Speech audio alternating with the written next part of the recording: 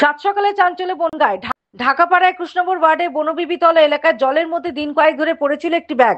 ক্রমশ কৌতূহল বাড়ে স্থানীয়দের মনে। মঙ্গলবার সেই ব্যাগ খুলতে বেরিয়ে আসে মানুষের মাথার খুলি এবং হাড়গোড়। স্থানীয় সূত্রে খবর, প্রায় 25 থেকে 30 দিন ধরে ব্যাগটি জলের মধ্যে পড়েছিল বনবিবিতলা এলাকায়। জল শুকিয়ে যেতে স্থানীয় কৃষক প্রদ্যুৎ মণ্ডল কৌতূহল বশত ব্যাগটি খোলেন। ব্যাগের চেন খুলতে শিউরে ওঠেন তিনি। ব্যাগের ভেতর থেকে উঁকি দিচ্ছে মানুষের মাথার খুলি সহ একাধিক হাড়গোড়। ভয় পেয়ে চিৎকার করে ওঠেন প্রদ্যুৎ। ছুটে আসেন আশেপাশের মানুষ। স্থানীয়দের দাবি, হাড়গুলোর ওপরে লাল কালি দিয়ে কিছু লেখা রয়েছে।